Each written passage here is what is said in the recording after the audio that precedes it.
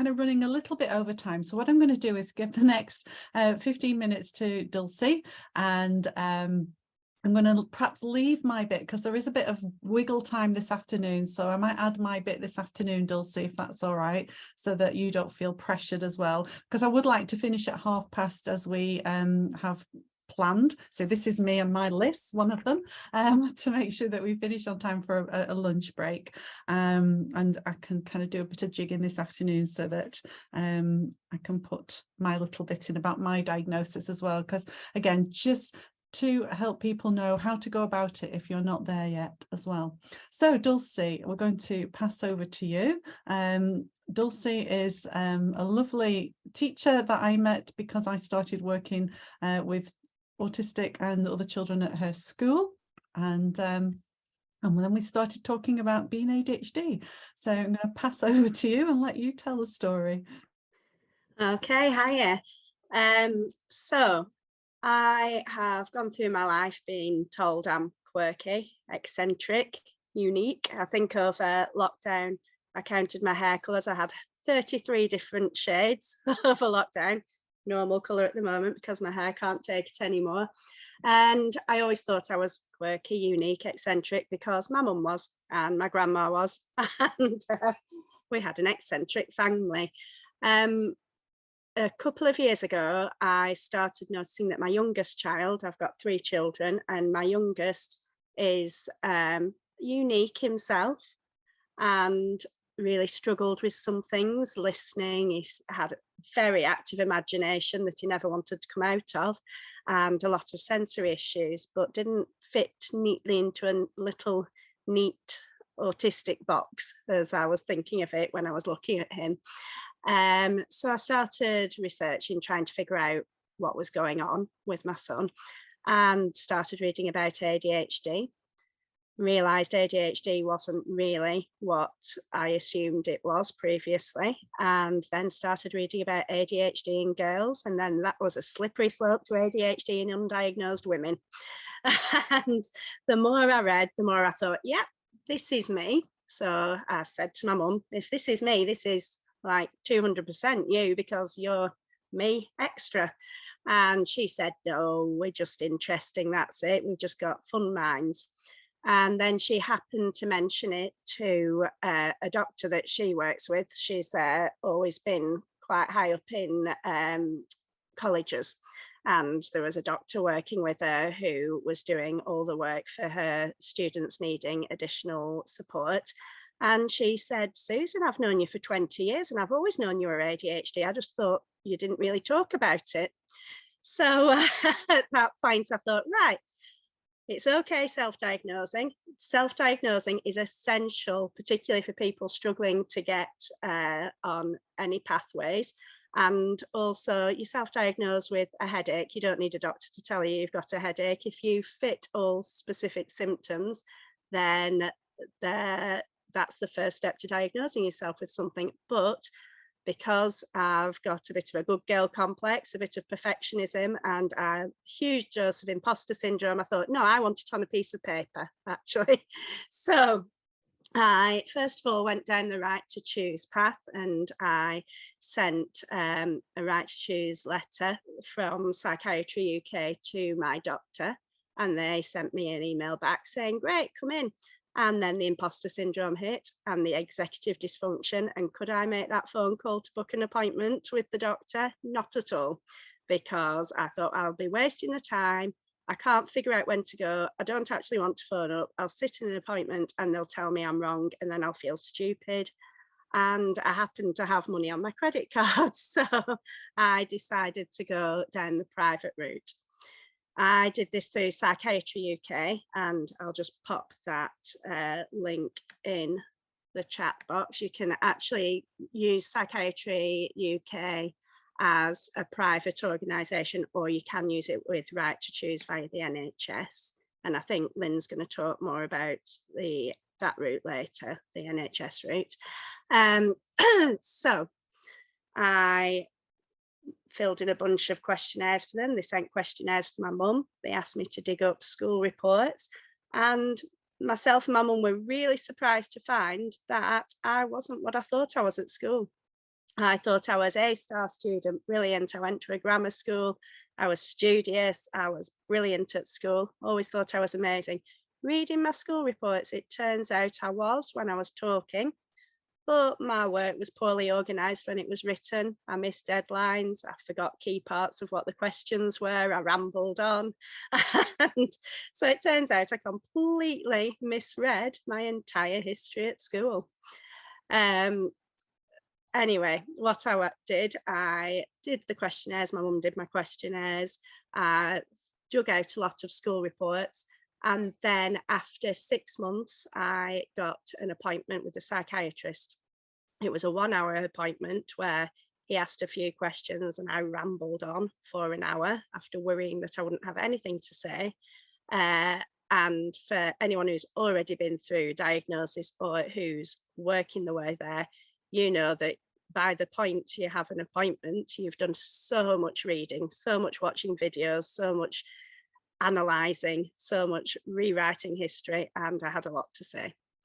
And at the end of that appointment, which was via Zoom, he said, well, I'm confidently diagnosing you with combined type ADHD, which surprised me. I thought I'd be all inattentive, no hyperactive. But it turns out the hyperactive's all in my head because my brain never shuts off. And then we do I'm just looking in the chat, you're right, Lynn, we do hyper focus on our own diagnosis.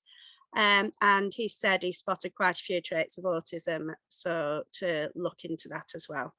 But the ADHD side kicked in and I've only just started doing that almost a year later. He then suggested medication.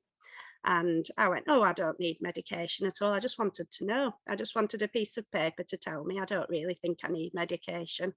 He said, well, try it anyway. And I got referred for titration.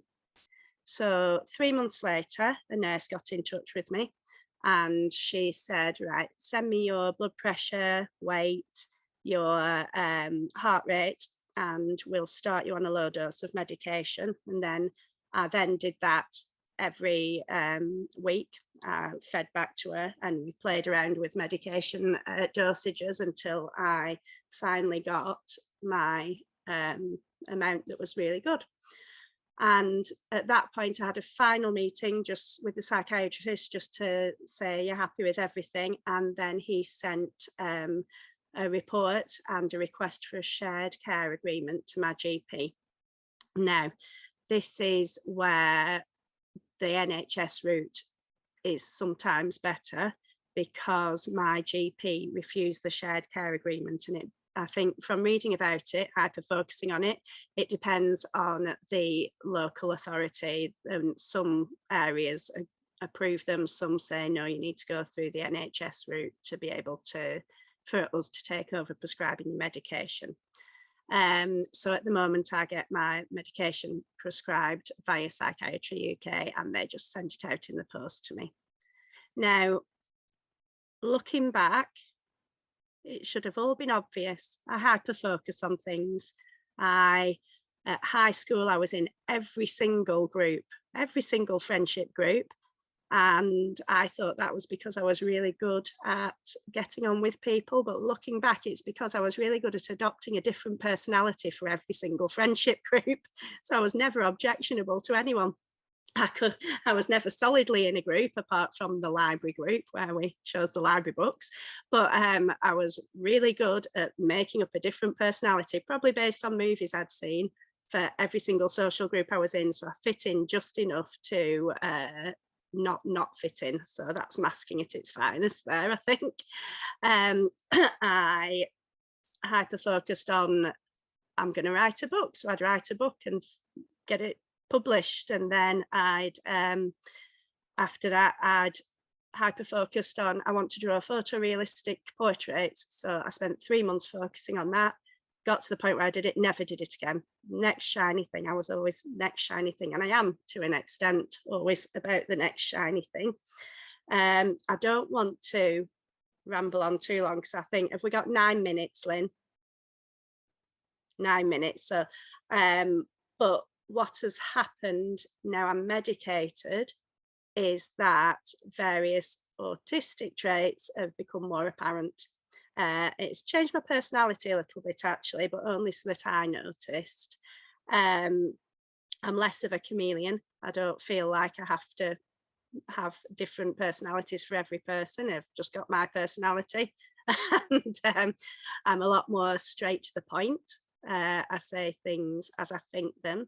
Um, I, I'm not a say it as it is sort of person. I don't say things that will hurt people. I know that some people say, oh, I say it as it is. And what they actually mean is I don't care about people's feelings. That's not what I do, but I do not avoid things like I used to before. For example, I have a few children who started in my class in September, and I've got the early years, so I've got a preschool class, and 3 children were very clearly presenting with so many autistic traits. All 3 children parents had said to me at the home visits that they had no concerns about them. They were developing fine. They were just COVID kids.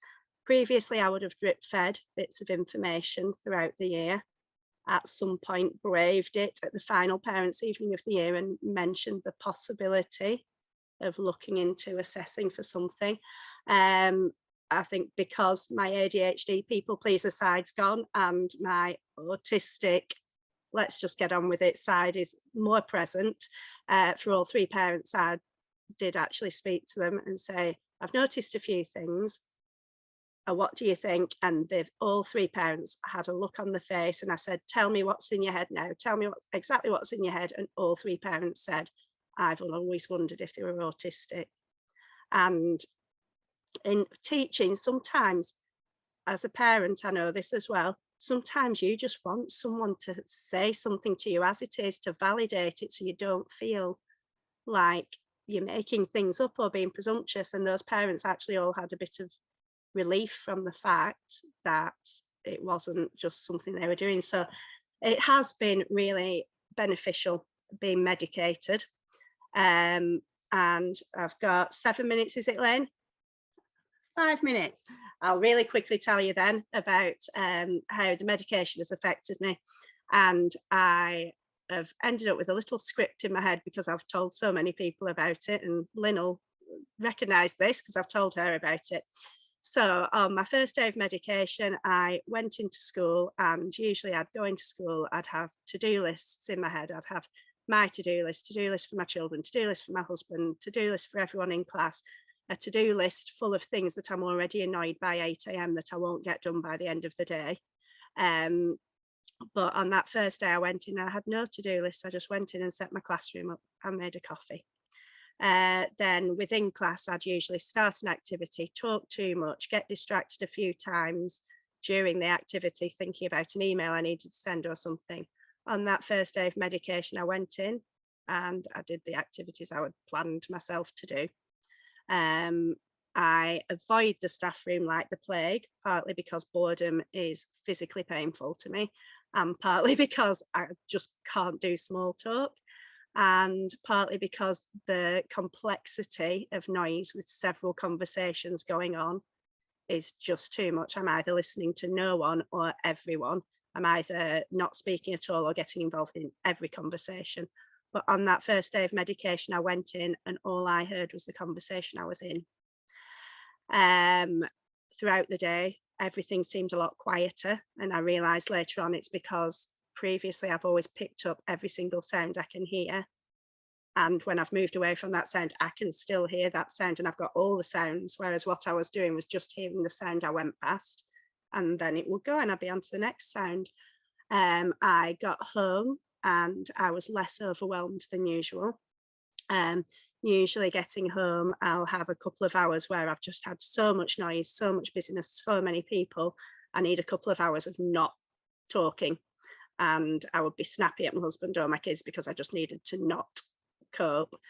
But I got home and I didn't feel overwhelmed to that point.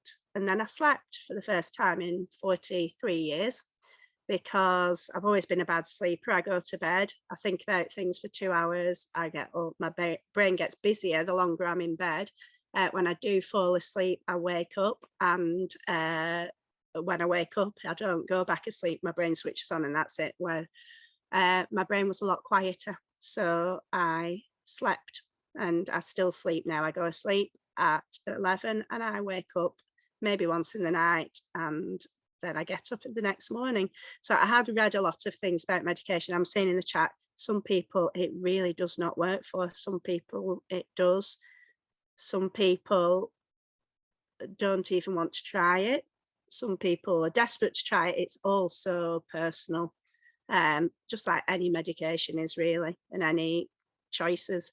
It's so personal about whether it's going to work or not.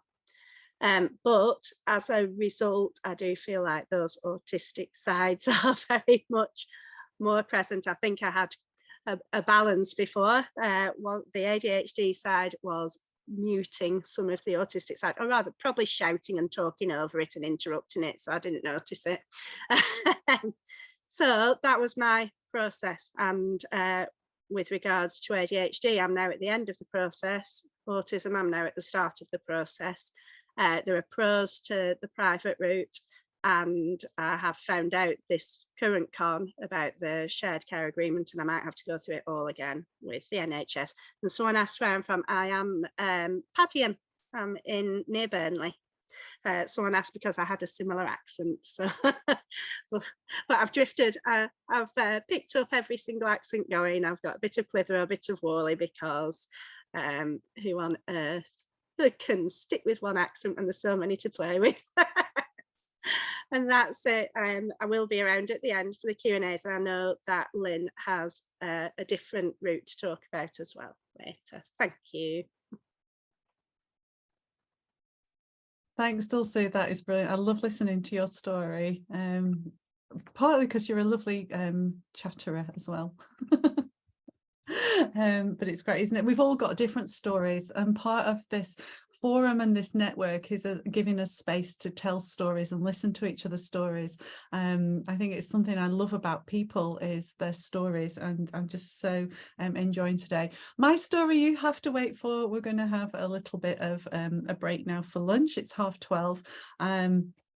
But if you want to share your story and you've not had a chance today, we want to give you a space to do that. So what I will do is put my email address in the chat while we're having lunch, and just email me. I'll listen. And if you want to share it, either anonymously, even, we'll find a space where we can share that if you feel that would be helpful to others. But otherwise, just share it between me and you, and we'll listen and celebrate who you are as well. So it's 12:30 almost, yeah, 1 minute to.